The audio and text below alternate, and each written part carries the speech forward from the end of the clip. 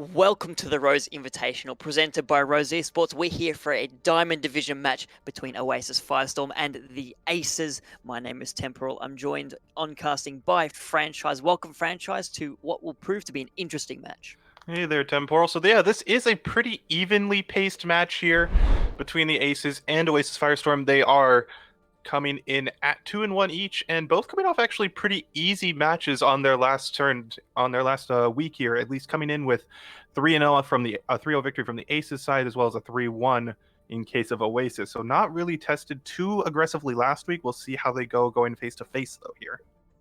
Well, they'll be looking to continue their winning ways coming to this match, but ultimately only one team can come off victory, and that team will likely end up placing themselves equal second in the division, giving themselves a nice run into the playoffs that we are nearing at the end of the season. But let's talk a little bit about the details for today's match. It is a first to three franchise, and we have a set map pool and a set hero pool. Yeah, so the hero pool, I'm going to say first, is a little interesting this week because, we don't have Orisa, we don't have Mei as far as one of the tanks and one of the damage characters, which you would think initially would maybe enable dive a little bit, but you also don't have Tracer, one of the more staple characters when it comes to dive. Of course, that doesn't limit you from using the likes of, your Doomfist, your Sombra, even your Genji if you really want to get a little bit old school with it. But having one that a lot of people seem to be more comfortable on with Tracer is going to be a little bit interesting to see how that plays out.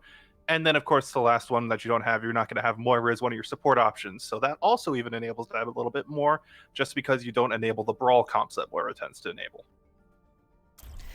Yeah, and as you said, there's still options. You could even play Echo. I know I've seen a lot of that recently. Teams playing dive with the Echo, and it's such a maneuverable hero. It gives you a little more flexibility when diving as opposed to something like a Pharah in the air, and also you don't need to run Mercy in addition to that.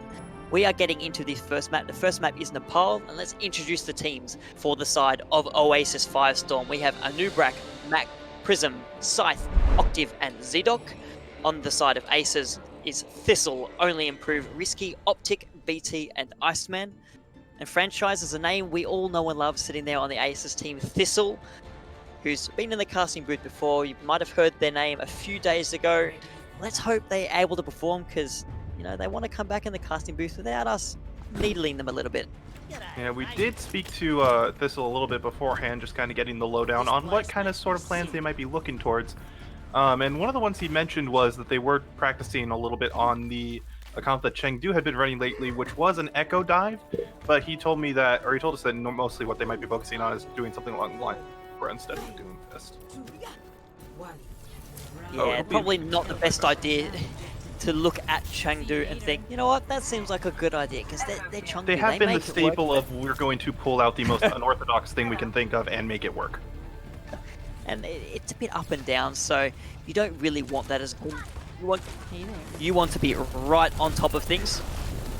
As Oasis Firestorm going to make the first impression on the point, using that Lucio speed boost to great effect, getting them there early. So now Aces taking a fight right to them. As Oasis using this house to good effect, using all the cover it provides, as a nice hook comes through onto Only Improve, removing the Diva from their mech. That big body out of the way, it's all going to be up to Thistle, providing as much protection as they can for the team. They provide so much protection, in fact, that Scythe is taken out of the fight. That Mac slaps back, takes two already. And we're seeing counter again. Optic has already built up to that duplicate right on the Roadhog, and there's a whole hog in the room. They're going to mash Mac against the wall, and in the end it will be the Aces who take the point first. And it was a rather unorthodox comp coming out there for Oasis Firestorm, pulling out the Hog alongside the Reinhardt, so not a lot of support for Rein in terms of just a second little tank there for a little synergy. And it really looks like they were just trying to go for more kind of an anti-Echo mentality there, with your Hog for a hook, McCree to try and just pick him out of the air. Same with your Baptiste. Obviously didn't work out for them there. In fact, they ended up basically letting the Echo get her ult on the first fight, but we'll see if they try and maybe change it up for a little bit more durability. Shows you how good Optic is on this hero. Building up an Echo ult or any ult in that one fight so quickly is a testament to how good they are. The same rotation coming through from Oasis Firestorm. They get another great hook. Echo out of the fight. The Fire Strike from Anubrak taking care of that pesky little flying hero. Now they're going to have the advantage. The EMP goes off Risky. doesn't quite... sorry, it does hit the front line of Oasis Firestorm, but they're not really going to feel anything coming from Deadok. Is eliminated from the fight. Thistle has the Primal Rage and the Nano Boost in the room, battering around both the Roadhog and the Lucio. The Junkrat doing their best. A nice little trap to stop Thistle being any more of a nuisance. But a great Bio Grenade will enable Optic to finish off Scythe and Octave on the points. Pretty sure just Thistle like got that... trapped twice during that Primal Rage, too. Oh, it's still got the job done. Yeah, exactly. And I really just would love to see Oasis here go something a little bit more cohesive, a little bit more synergy. Like, they keep wanting to go down into that little room by the point, and it's... Yes, their comp is built for it, but it's not really going to do anything against what Aces are running here.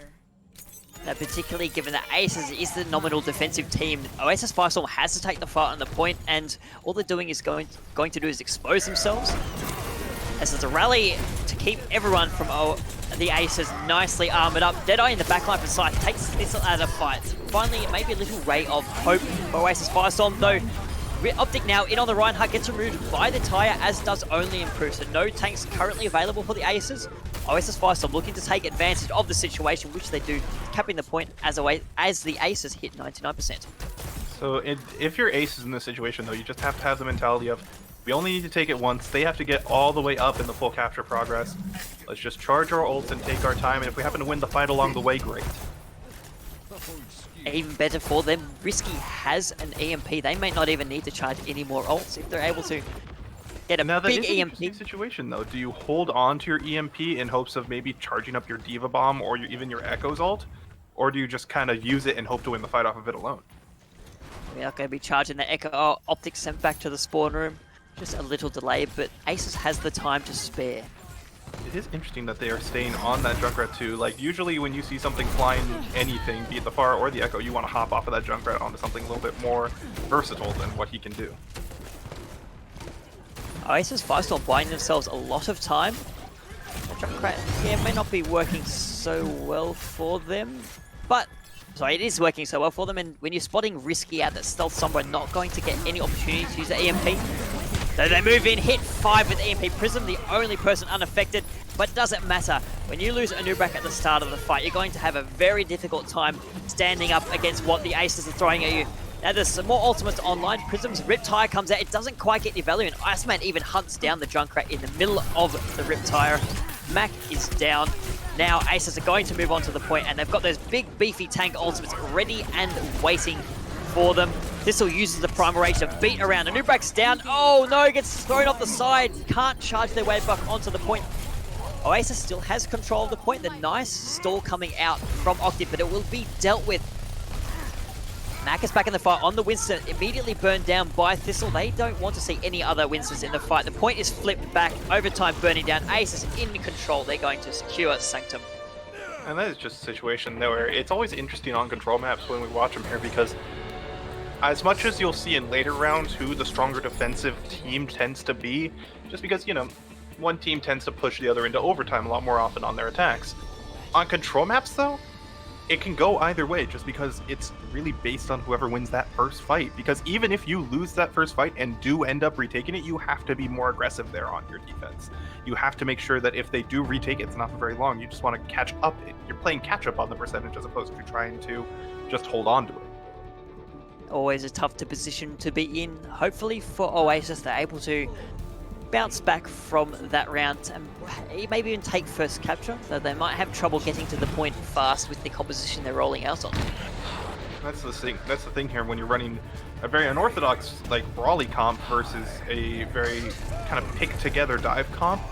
You have to be able to isolate their targets when they try and isolate yours. Otherwise, they're just going to pick your apart one by one. If anyone's going to be isolating targets effectively, it will be the Aces on the Mac. Reels in BT, removes the Ana from the fight. Immortality field needing to be invested by Octave just to keep the remaining members alive, and Hearty on the point.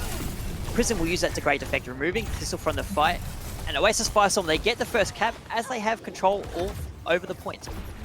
And I do like this move here, going for the Reaper Ash instead of the McCree with the Junkrat that they had last time.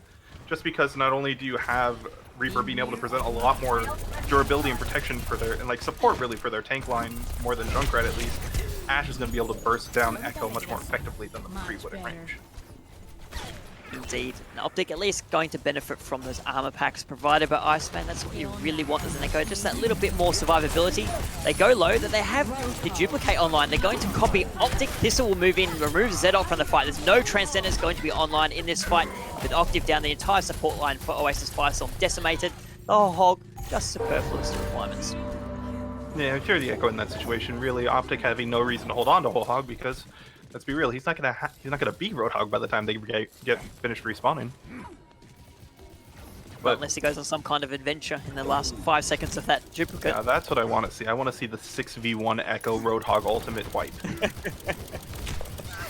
Just get up in that spawn door, make Oasis's life miserable. But they're coming in with a lot to work with. The rally is good here pre-fight, so you get the time to charge up or build up your armor before they actually can engage. Oh, nice play by Risky. Isolating Zedok, taking the Zenyatta down the support line. Down again for Oasis at the start of the fight. This is all aces all the time on this point. And it's interesting, too, them still continuing to run the Zenyatta, because yes, although Transcendence is very powerful, it's really reliant on your Zenyatta staying alive to be able to get value outside of that ultimate. And normally that's what Zenyatta or Baptiste really pairs well with him for, just because you have the immortality field and a good amount of healing to make up for it. If you're dive that Zenyatta consistently, though, they really want to get off to something that's going to survive a little bit more consistently and get more consistent value. Zedok may be hesitant to use that Transcendence preemptively, given that they know Risky is probably close to EMP, maybe even has it. And Transcendence is one of the best defenses against EMP if you're able to get it off without being assassinated. In the meantime, oh, Mac hooks in Risky after losing Zedok. So a nice trade there for the Aces. And Octave going down again, the support line of Oasis, the first to fall in the fight. And without your support, you're not going to get any progress on the point. And it's in this situation, you do often want to see your tanks and your damage characters kind of swapping to picks that can be like peel more aggressively or just defend your support line more aggressively. But at the same time, if it's not working, you do have to kind of sacrifice the little bit of extra value you're getting from the Zenyatta and Baptiste to supports that can survive on their own a little bit better. Like you could argue Ana versus Baptiste, but a Moira even over the Zen. Transcendence invested straight away by Zedok just to make their way onto the point, and it's 99% for the Aces. They need to make a difference. The EMP is going to hit all 6 members of Oasis Firestorm. Underbrack will be cleaned up, as will Prism. No chance at all to get that Death Blossom off. And the cleanup is going to be there for the Aces. They're going to take this round and clean up Nepal, put themselves on 1-0 in this match. And the thing we really just saw there from Aces is, especially on this second map, they were able to build up their ultimates, and they really only had to use 1 or 2 every fight, so they could be able to just bank them up, especially that EMP at the end. So that way, if Oasis decided to try and leverage any of their ultimates or any of their cooldowns to try and get that final retake, they just wouldn't be able to. Yeah, great focus by the players of the Aces. We saw, I think, in 3 out of 4 team fights there, the support line for Oasis Firestorm was the first to fall, and it makes your life so much more difficult if you don't have any supports in play, particularly when you're undermanned in a fight. And it's absolutely something that you'll see even players as low as Platinum, or as high as Platinum, or even higher, just kind of running into the problem of where they see a fight that's about even and they all decide, anyone that has an ultimate decides to press Q to try and win, when in reality you need 1, sometimes even no ultimates to try and finish that fight off. Yeah, definitely a hard distinction to make of when to use the ultimate, when not to use it, especially into what might be a losing fight. And there's absolutely what you need to build them up with, too. Standout players to me, the DPS lineup for the Aces is doing a fantastic job. Risky on that Sombra, being very annoying, going hard at the supports, particularly hunting down Zedok, denying that Transcendence for Oasis, making any approach to the point very difficult for them.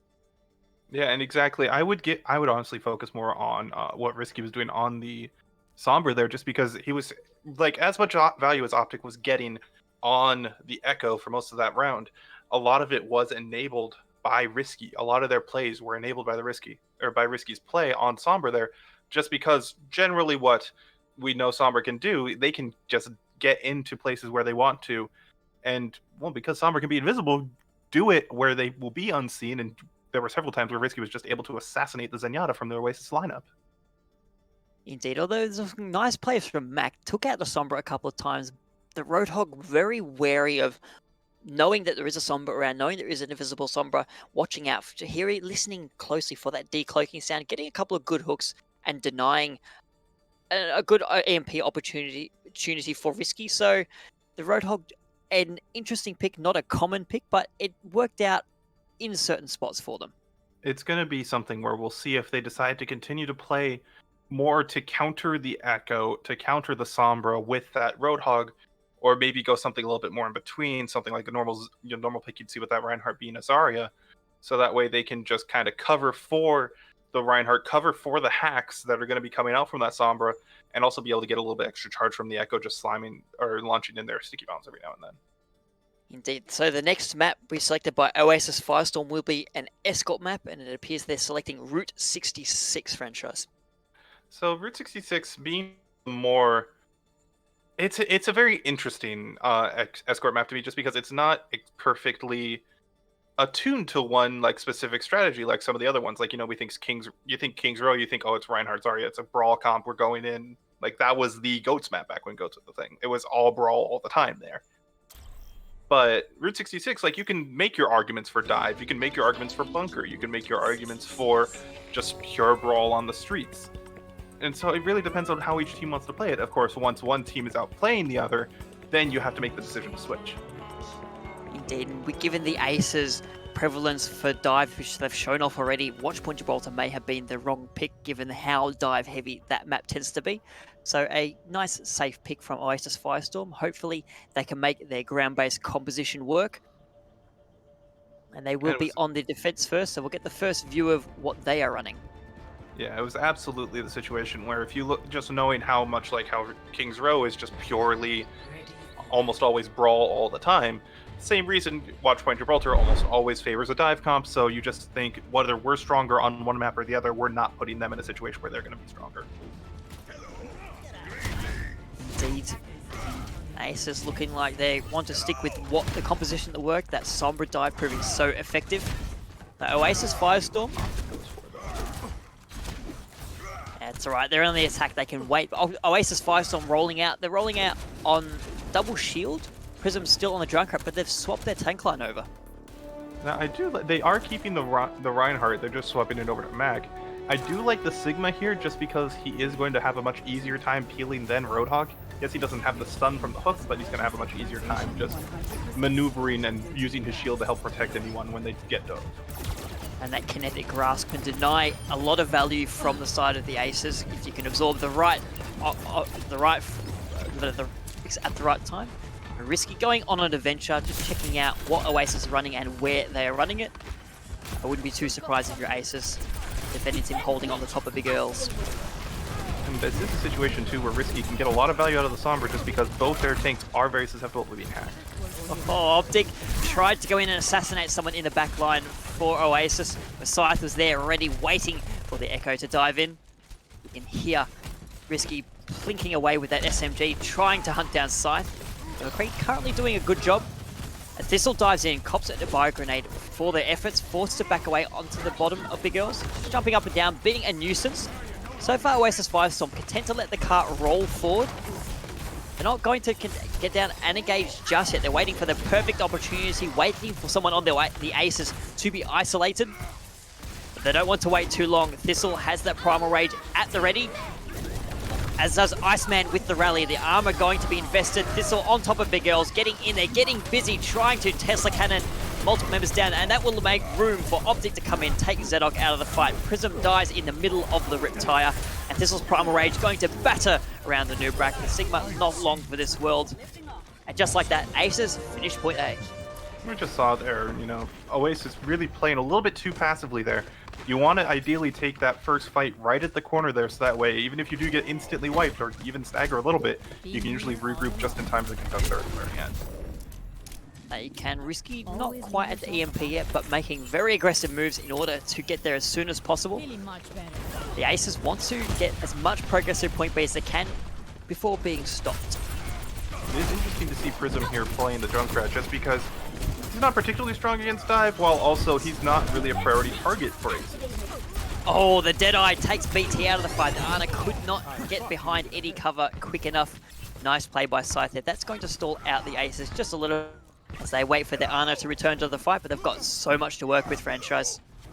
Yeah, and it's just kind of the result that you're seeing here, just because of how how much value they were able to grind out during that first point. They have the 4 ultimates that they really want to leverage, their 4 best ultimates. You can use your Diva Bomb plus EMP, or you can even just go in Here for comes Echo's Risky, the EMP is online. It hits all 6 members of Oasis Firestorm. That is the go signal for the Aces. The tanks dive in. Thistle with the nano boost in tow, going to melt Zedok and Scythe. Those two removed from the fight. It's just going to be the cleanup required for the Aces. They might well capture point B right here. And I would love to be able to see, you know, we're looking at the way Oasis is playing right now, and they're playing a fairly brawly comp that wants to get on the point. Just Reinhardt, you don't want to be sitting back and just being the big blue rectangle man. You want to be leveraging the rest of your kit. You want to be dealing damage that your swing can do so well. But they just aren't playing aggressively enough where they can enable it.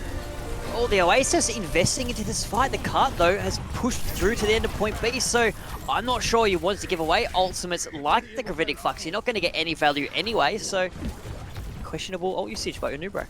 Well, I think they're just in a situation now, too, where they've been playing back, kind of waiting for a key pick or two. They want to take an advantageous fight, but at the same time, if they continue to play back, they're just going to give them free card progress every single time.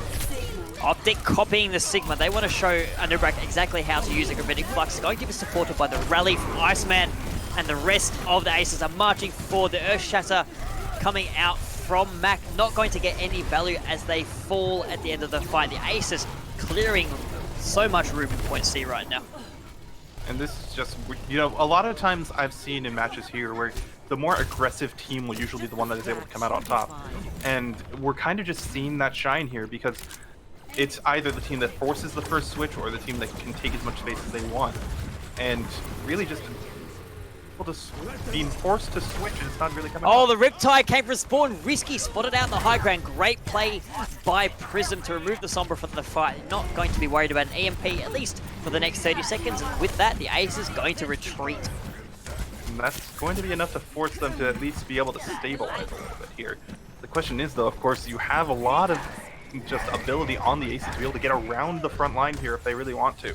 So yes, you want to hold forward, as you know, you want to command as much space as you can. It's going to be very easy for Aces to just say, now we want to go over here now. Yeah, Risky in the back line, looking for an EMP target. A Scythe unleashes the Deadeye, not finding any value. There's the EMP, again hits 6, and combined with only improved self-destruct will clear the board for Aces to advance forward and push this cart home. They're going to finish the map and do it with a solid time bank intact. Yeah, it's going to be close if they can contest, but at this point I don't think they're going to be able to. Even if they do, it's just going to be the stragglers. So I guess the advantage of dying together means you get to respawn together. This might be a worthy fight. Nubrak has a bio grenade, so he's got to be very careful. But no, not going to be careful. A little swing in the hammer eventually melted down. 2 minutes 32 left in the time back as Aces complete third point.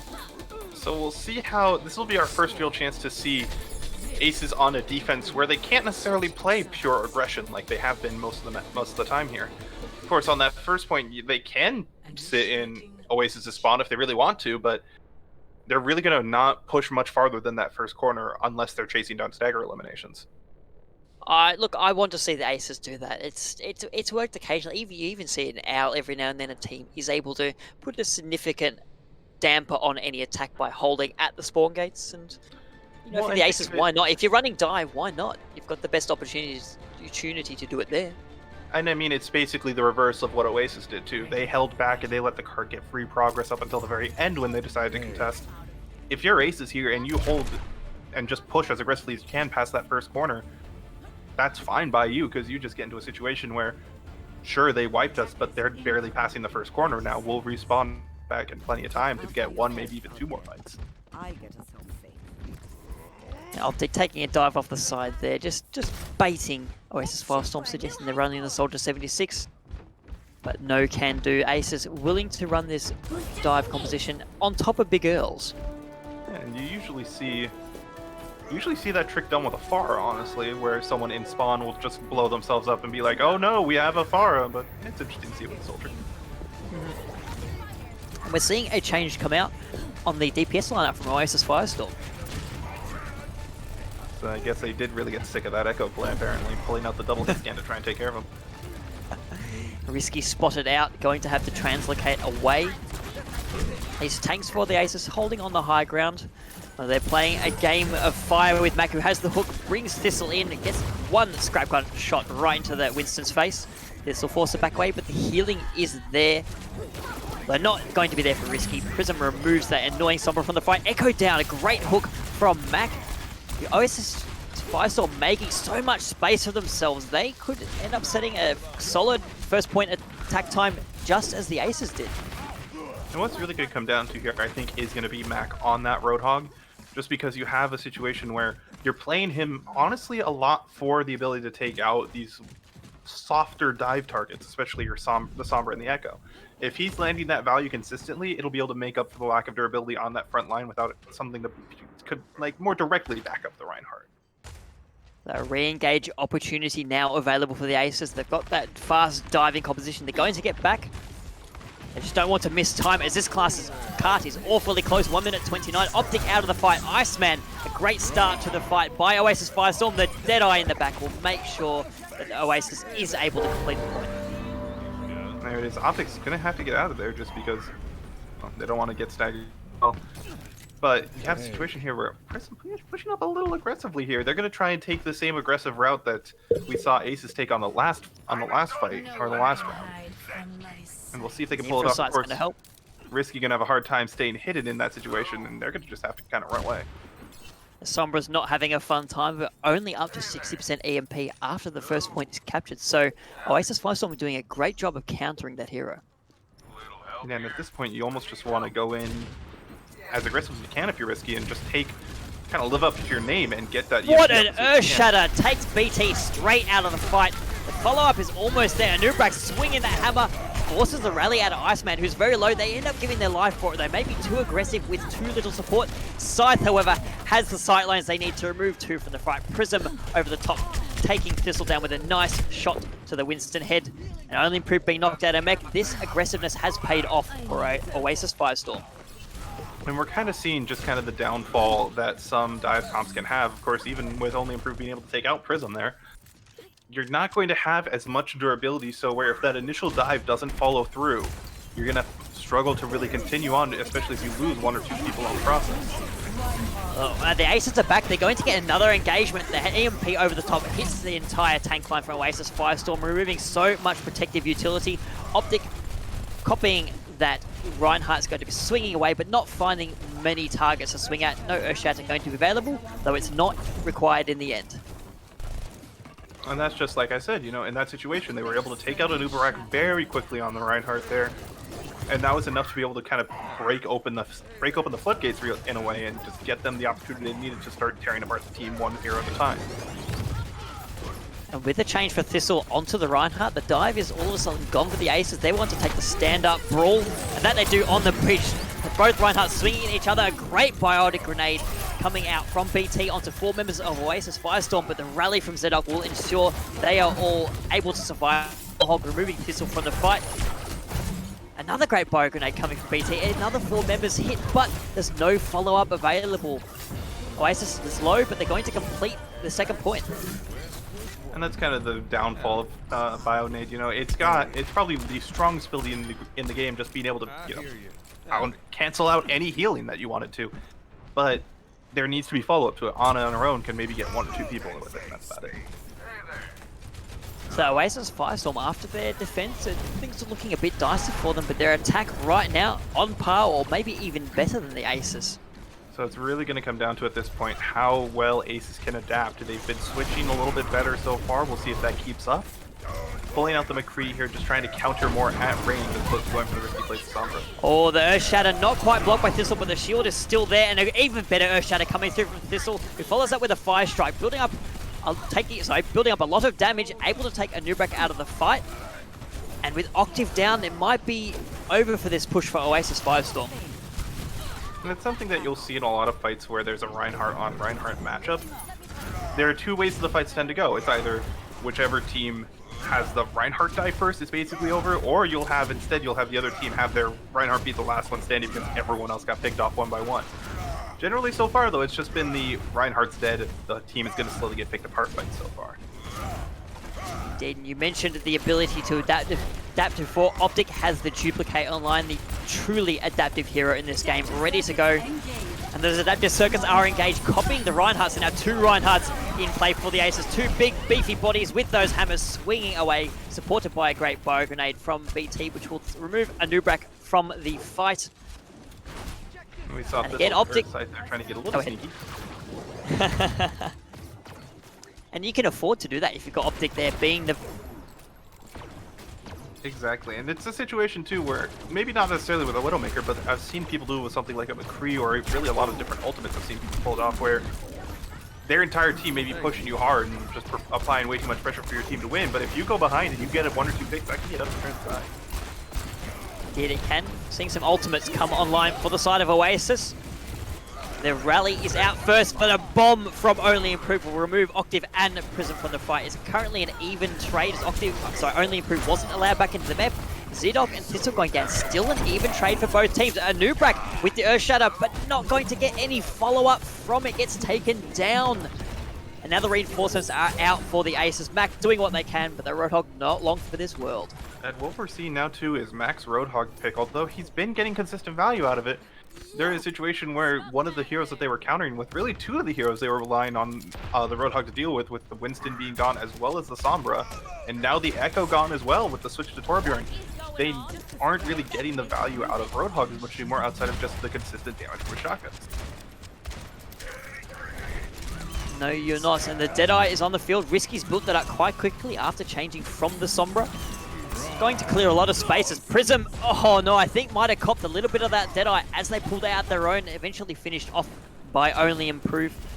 Another attack stalled, Oasis backing away. And now we see one of the prime examples of why some people call that ultimate press Q to respawn. I'm kind of a fan of the press Q to reload that some McCrees do. You know, fan the hammer roll, fan the hammer Q cancel, and you've got more ammo in your clip.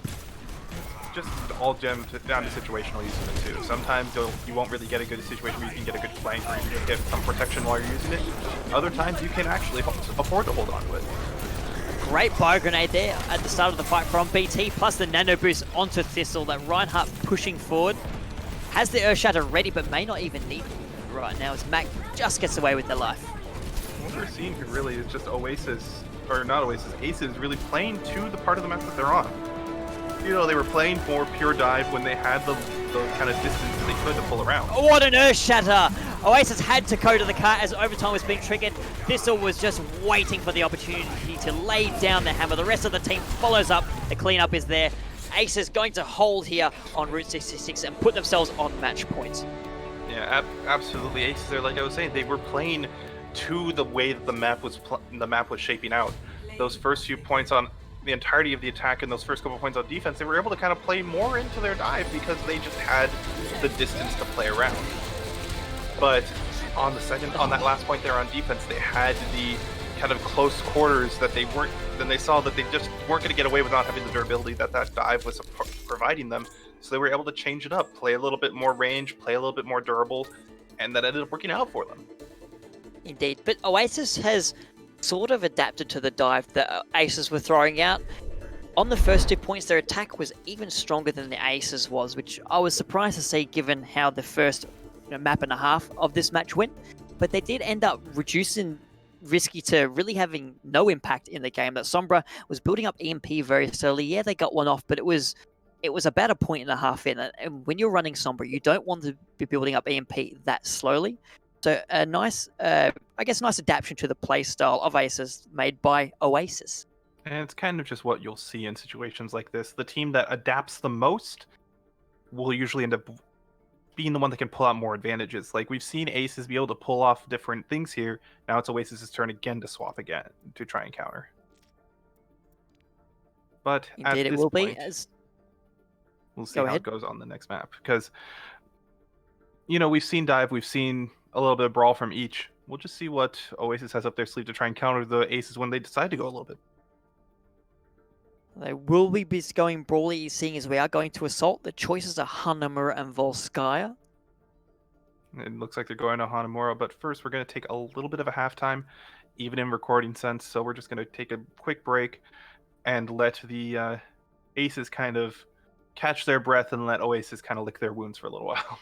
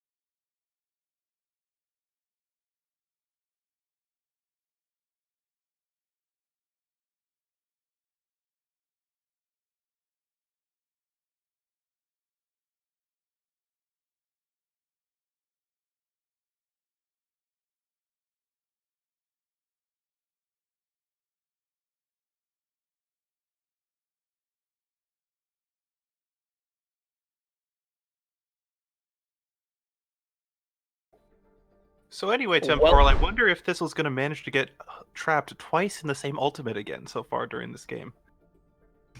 maybe he will. Welcome back to this match between the Aces and Oasis Firestorm before the break. We saw Oasis take out a tight Route 66 and put themselves on match point. We'll see if Oasis can bounce back as we move into the next map, Hanamura. So this map could potentially favor Oasis a little bit just because, although Dive can be strong on Hanamura just because, you know, any sort of point where you can kind of spread out the defense a little bit, you can get your separated targets for your dive pretty easily if you really want to. But at the same time, this first point on Hanamura, very infamous for its ability to kind of just have the stalling at that choke point. So it's really going to just depend on how aggressively Aces wants to play. And granted, we've seen them be extremely aggressive so far tonight. And if they want to get fancy, they can also bring out some weird strats. So Symmetra makes an appearance quite a bit here, particularly on the first point, that teleport straight to point or teleport to somewhere else. I've also seen teams bait with the teleport. You put it down, put it at the other end on the point, and you don't take it. The defending team assumes you're going to teleport, moves back to the point, and they just give you free access to the doorway. No, we should talk about. We can see that. I don't know if I would expect to see it coming out from Aces at least, just because as much as you might want to put out a teleporter, you're just going to dive past it if they play the way they really want to. And we should talk about Oasis Firestorm for a moment. They've made a couple of subs. Necro Dragon coming in for Mac on the off-tank role, and Duckus coming in on the main support role, Octave going out. And that might prove to give them a little bit more options. We saw Mac a lot on the Roadhog, so maybe wanting to run some more off-tanks that Mac isn't so comfortable with. I think it might just run down to the situation of where they're kind of just not as committed to countering that Echo pick as much as they had been. So they're deciding to, okay, we're going to calm down. We're just going to play a more cohesive comp and just try and play together. Indeed. So the defense from Oasis Firestorm, the Ryan Zarya, Widow, McCree, so full hit scan with an assisting Mercy. Of course, I just had to open my mouth right before they pull out the Symmetra anyway. Yeah, Risky gets on the point with the rest of the team, but is immediately eliminated from the fight. Anubrak charges in, removes Iceman from the fight. Optic does take care of the Reinhardt. Their hubris a little too much charging in without the rest of their team. But Thistle copying a bio grenade will be melted down by Prism, and the rest of the Aces forced to fall back off the point as numbers are not in their advantage. I mean, no, they're still playing the way that they always play. It's the Symmetra dive. Yeah, if the rest of the heroes... yeah, I just never thought about it that way. Yeah, you're right, it is dive. You're moving very fast, and from a holistic velocity perspective, yeah, you're probably moving the same speed as dive. I mean, we've all heard that one Winston player in ladder say, I'm diving point. It's like, cool, dive like a person, maybe? Oh, that's a nice Earth Shatter already built up by Anubrak. Lays Thistle down. The Immortality Field from BT will save their life. A teleport onto the high ground this time, so not directly onto the point. It's going to grant a little more survivability. They jump onto Scythe. That Widowmaker was not expecting it. A full 6-stack of a team to be right on top of them on that high ground. Usually only accessible when you've got a grappling hook. But Scythe resurrected into the fight. Eliminates 2 from the fight. They want revenge. 3 kills so far. They're even in the odds. They are angry snipers right now. Oasis Firestorm really do not want Oasis to get any progress on this point. They're just kind of letting Scythe, they kind of ignored him there on that point. They just let him sit while their backs were to him, and he was just able to pick them off one by one. That's all he needed to do. It's a great resurrection by Darkus, bringing Scythe back into the fight. Already proving their worth. It's kind of a situation here where, honestly, yeah, earlier we never really saw Scythe be able to get any sort of high ground. The really good high ground like spots you can find on Ashe or Widow here, but there's several on this first point that he can take advantage of if he wants to. Well, Scythe taking a even more high ground position right now. And they're dropping down a bit to the low ground, but very wary of the teleport. That's not an option. Risky choosing to take up the Widow duel onto the Widowmaker. There's an Earth Shatter from Thistle will lay Anubrak down, who will be removed from the fight, only improved. Following up with kills there, and the Death Blossom in the main area from Optic eliminates 2. Scythe finally taking the Reaper out of play, but it might be too little too late as the Aces has the numbers on the point. It's a little interesting for me to see, and I don't necessarily dislike Risky swapping off of the Symmetra. I'm a little surprised he didn't go back to a Sombra, because just the ability of a Sombra to be able to kind of sneak up on a Widow if they aren't quite paying attention fast enough, and to be able to, even if you don't kill them, you pressure them off of that high ground and get your team a little bit of extra space. Well, no Sombra, no Widow. Now onto the McCree for Risky, and Optic choosing the attack Torbjorn. Not a common sight here on Hanamura, or frankly any 2CP map. Yeah, it looks like what Aces might try and do here is just try and push Oasis off of the high ground and just set up there with their own like longer range comp here. Get your Torbjorn set up, get your McCree set up, and then just send your tanks and your supports there to kind of just brawl out as much as they want. The Grab Flux invested on the high ground, lifts up to Prism, is cleaned up. Then will the Resurrection be there from Darkus? No, the Mercy booped away in the middle. So no Resurrection available. Prism will have to roll out of spawn as McCree is wont to do every few seconds, given that for some reason has to roll on a cooldown. Thistle removes Necro Dragon from the fight. Nubrak pressured down the lone Reinhardt on the point is not going to be long for this world as the Aces pick up through the first tick. Prism removed in the middle of the Deadeye. Second tick already gained. Now the Stragglers coming out for Oasis. They've got a Graviton Surge, captures a lot of members of Aces, but the Immortality Field is there to ensure their survival. Scythe now out in the Doomfist, removes Iceman, a hammer kill in play. Optic taking Nubrak, and that will be the point taken by Aces. 2 minutes 56 in the time bank. It's generally what you see happen on a lot of the assault maps, especially ones like Horizon Lunar Colony got. Thankfully, we don't have to deal with that one for a little while. But you'll see it especially as well in Hanamura just because the second point is so open, where you might struggle to get through the first point just because of how defensive it is inherently. But on the second point here, it's very easy to steamroll it once you get through that first doorway. It is, and unfortunate for Oasis there that the way the fights went on the first point, Aces had all the ultimates they needed for that steamroll, while they didn't have many ultimates of their own. Just, it's an unfortunate situation, and you just have to bounce back. Of course, Aces on match point, they're well placed to take out the match right here. All they need to do is stop the completion from Oasis Firestorm, or even if they let them complete, maybe just with no time remaining in their time bank so they don't get a second attack. That's just generally what we've seen here on a lot of this too, because although Oasis was able to charge up their ultimates during that first fight, but once the fight started to break down on the defense of that on point A here, they decided to start investing ultimates to try and secure the point and not lose it.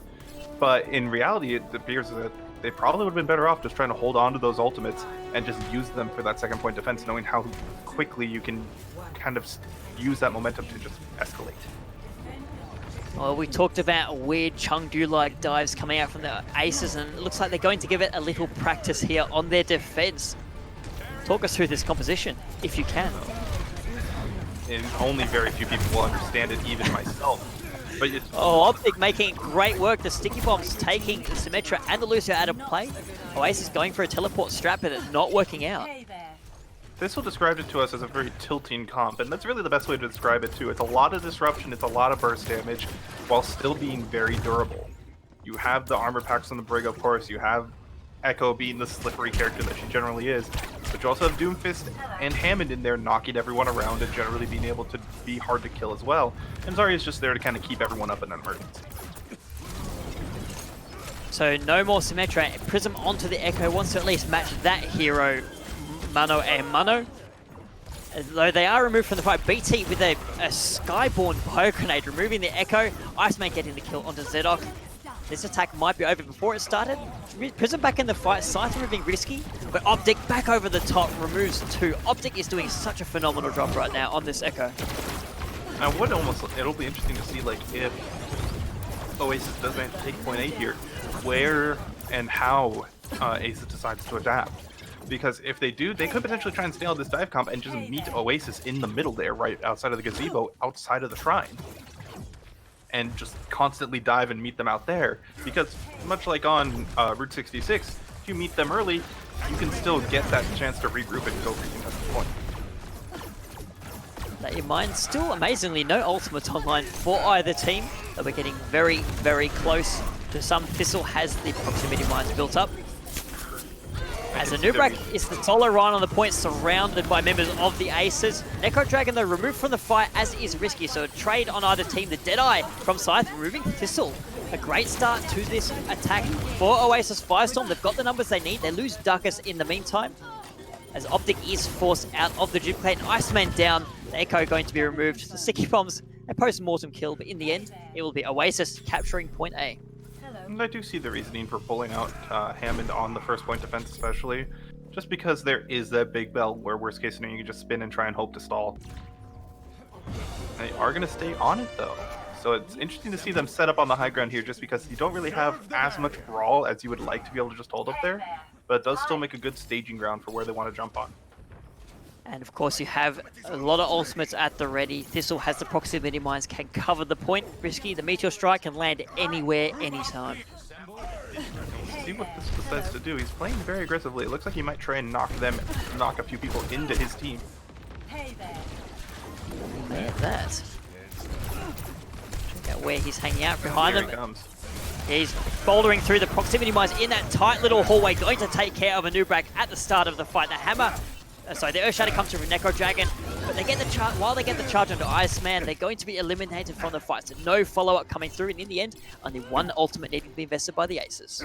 And that's one of the smarter ways you can use Hammond's ultimate there. Like everyone, the first thing you think of when you think of Hammond's ultimate, you think of launching it from the sky and slamming down on the point, just trying to knock as many people into the mines as you can. But probably one of the best ways you can use it is to just drop it behind the enemy team and have your team engage forward, because they either have to choose between either going forward into a bunch of people that can tear them apart when they're not ready, or just backing up into certain death. And Thistle's on the prowl again. And there's a Graviton Surge invested, only improved trapping the entirety of Oasis Firestorm in that tiny little room. The rest of Aces collapsing on top of them, cleaning them up. Prism gets a late kill onto BT. But that's not going to matter. The Ana will be back in no time fast. And it is an interesting situation for Prism to be in here, because not only do you have your ultimate, but Echo, at this point, are you really staying on him just because Echo is such a strong character at the moment? And would you be better off swapping to something that can maybe counter what's going on a little bit better? And we haven't seen anyone other than Risky pull out a Sombra here, but Sombra would be able to handle a lot of what Aces is running right now.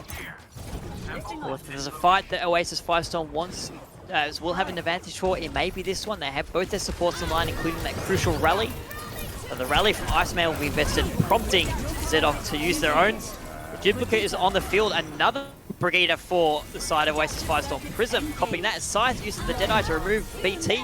Optic's own Duplicate used on a Reinhardt. So finally, a proper main tank for the Aces, and it might make all the difference here. The Earthshatter removes Darkest from the fight. There's an all-out brawl on the point. Gravitic Flux is going to capture that Thistle in the middle of a pile drive, so not going to finish that ability. Only improved though, so charged, hammering out so much damage on this Zarya, melting through the members of Oasis Firestorm, who did make it to the point. Almost 2 ticks taken. And you have to think, if you're Oasis here, like, Thistle, yes, is going to be annoying on the Hammond, while Doomfist is going to be as annoying as ever. And Echo's a really good priority character to try and kill first. If you leave this Zarya up, she's even passively going to charge a lot of gain a lot of charge very slowly, worst case scenario. And if you just leave her up, she's going to start dealing more damage than the rest of her team will combined. Oh, Thistle's been spotted in the backline, slept, fire grenaded. Oasis Firestorm dealing with that Wrecking Ball nicely. Now they've got an opportunity to move in without the Wrecking Ball in play. Now you're just in a situation, though, too. You're about to have Grab and you have the Doom Pistol. That's going to be enough to combo together if you really want to. Well, they use their time wisely, making their way straight onto the point, capturing the second tick and picking up a couple of kills of their own. Optic gets the knock out of the fight, and Nubrak falls just behind. Thistle is back on the point with the proximity mines and the pile driver, making space. Oasis Firestorm not going to capture the point just yet, but they've given themselves 2 ticks and an opportunity to finish the map. Now, if you're only improved here, you do hold on to that grab. You can use it to just pull someone off a point in a late situation if you really need to. You can always just call for Risky to just slam onto the Graviton if you get more than 2 or 3 in there too. Indeed, Oasis Firestorm, they have some ultimates to work with, the Duplicate and the Earthshatter. We might see a minefield from them, or maybe a counter grab from them if Prism chooses to copy attack. And that's why if you're Aces here, you want to take this engagement early. Like, if you wipe them, then a chance to re-engage. The Prism chooses the Duplicate on the Doomfist of all things, but gets trapped right in the Graviton Surge on the bridge. Smart use of the ultimate, but only preventing anyone from making it to the point. The Necro Dragon charges right out of the gravity as soon as it's overtaking Iceman out of the fight. Risky and Thistle bouncing back with 2. Still a brawl in the fight. The Gravitic Flux from... the Gravitic Flux of Optic comes through. It's lifts Anubrak up, slaps them down along with Zedok. That will be the fight almost over for Oasis Firestorm. Aces in control of the point, overtime burning down. They take Hanamura as well as the match. And that's just Oasis there really just could not get there quite enough. They didn't have the ultimates when they needed it for that last fight. And even when they had the ultimates, Aces just had more, and they had the combos that they could actually pull off together. That last fight there, they never really had enough where they could pull. Didn't have really two clear ultimates that fit together as their own combo. No, very unfortunate for them, and full credit to the Aces running that weird comp and making it work.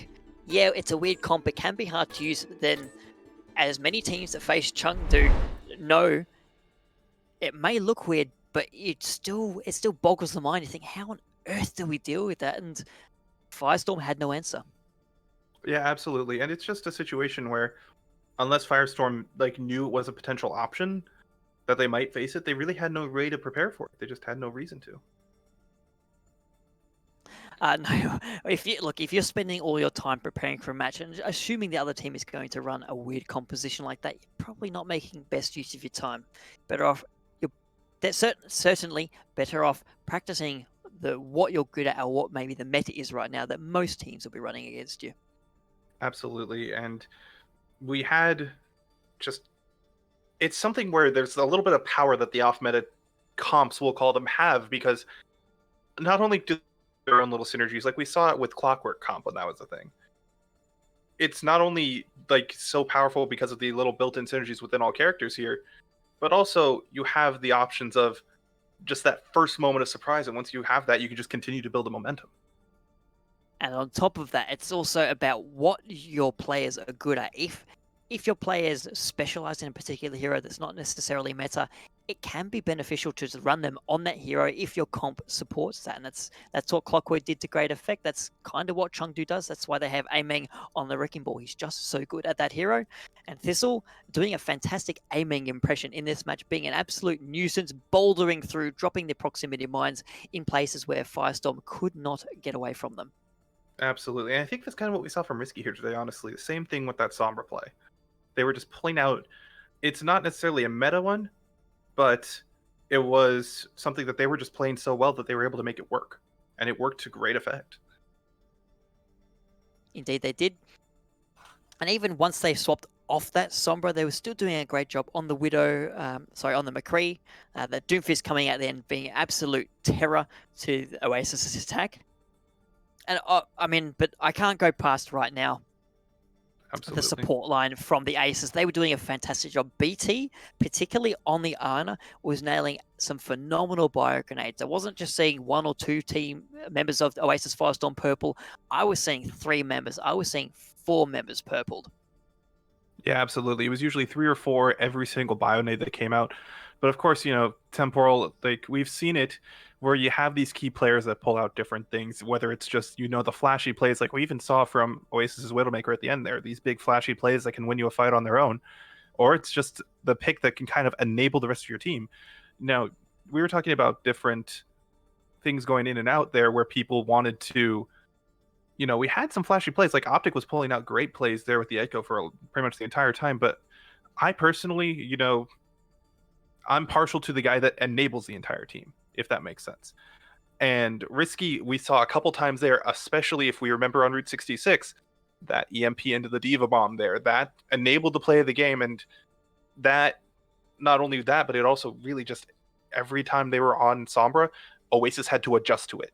And even though they were able to force him off of it eventually, that was the reason why they were running these sub-optimal comps, just to try and counter him and the Echo at the same time. And a lot of the time, they just weren't able to. And even once they'd forced Risky off the Sombra onto the McCree, the rest of Aces thought, you know what, that's fine, you can force us off Sombra, we've still got something up our sleeve. And they switched to that nice Ryan Diva composition and held on Route 66. They held for a phenomenal amount of time, really, that 2.5, 3 minute time bank that Firestorm had coming into the third point. It was a really nice swap from them.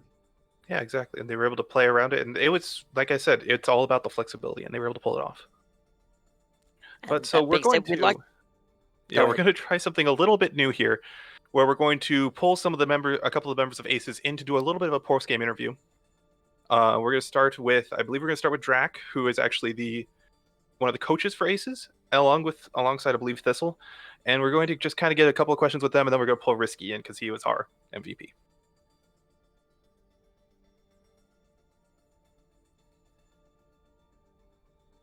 Welcome, Drax. Congratulations on the team win. How do you feel about how the team played today? Well, they lived up to my expectations. I was expecting a 3 that they delivered. Yeah, absolutely. And we did talk to Thistle a little bit before the match started.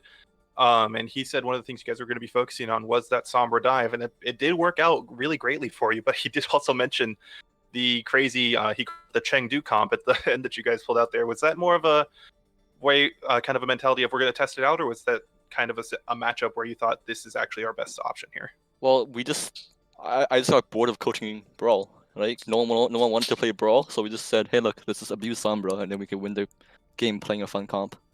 Absolutely.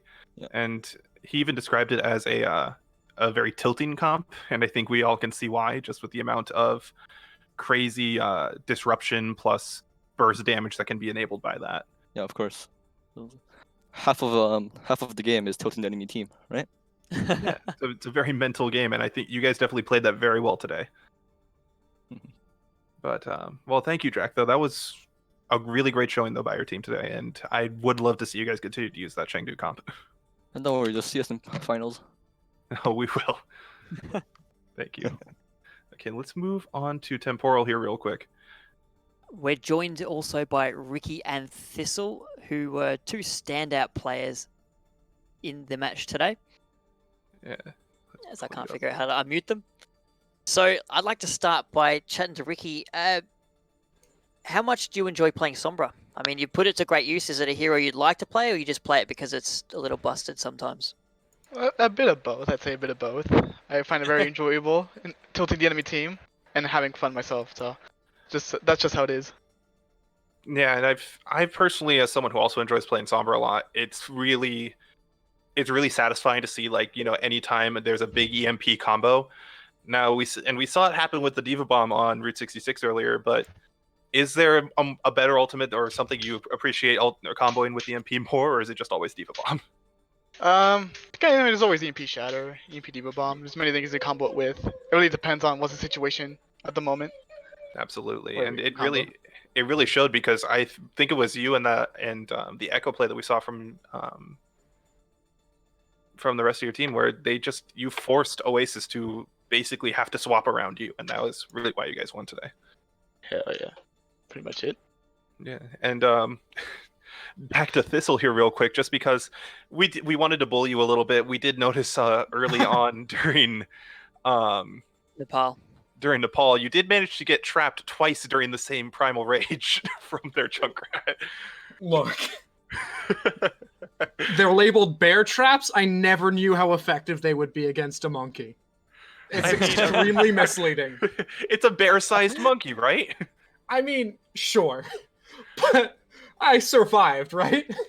I mean, absolutely. And it's like I was saying to Drac earlier, you did warn us about the Chengdu comp earlier. Mm-hmm. I did not expect it to be that useful or that effective. Like, I don't know what's the real strong suit of it, because it's just one of those comps where it has no right to work, but it does. It disrupts the opponent that much. It does that much burst damage where there's really just no clear counter to it. Do you want to know the reason we ran that comp? Like, how we found out about it? Yes, Who was please. watching it? Yeah, so I was watching Owl and I saw them running, right? Right. Then one scrim, we had someone use comp bands instead of the bands we were going to play back when they were different. And I just said, screw it, go play this, go roll them. And then that's how we started playing it. So you were planning. So what? Here's the real question: what were you planning to use? Had the bands not been the wrong ones in that scrim? It was Oasis, right? That we were running it on. We were just planning to play Brawl. Yeah. Well, no. The first map we ran it on was the one with the raised high ground. Yes. In the middle of it. City Center. Was it City Center? Gardens. It was Gardens, right? So Gardens. we Well, both expected of them to have raised high ground. we were expecting to Yeah, play yeah. Brawl, that scrim, right? But then Yeah. miscommunication, all the hit cans were banned, and we're like, just play this, just go have fun. Oh, that team that we played that scrum was so toxic because they were like, Yeah. "Oh, what? You can't win without hit scans," like doing a lot of trash talking at the very beginning of the scrim, and then they ended up rage quitting early because we were rolling them. And well, we discovered here today that yes, you can win without hit scans. The only one you guys really needed you got the most value out of was that Sombra pick, and I don't think most people would describe her as a hit scan as her primary function, anyways. That's true. That's true. Well, it's definitely a lot of fun to run, and when Drac first brought it up, I was so surprised by how well it worked that I ended up showing a bunch of my other friends who like play Overwatch casually, and none of them thought it should work. But then I showed them VODs of us scrimming, and they were like, "This is insane." So when I start seeing that all over ladder, I can blame you. Yes, you can absolutely. Okay. It's just a way to deal with hog lockers or ball lockers. That's all. Honestly, I see it. But Yeah. anyways, thank you guys all for coming on here today. Great showing, as we said, with the unorthodox, we'll call it the Chengdu comp. And, congratulations on the win, though. Thanks for having us. Thanks for having us. Yeah. Yeah, absolutely.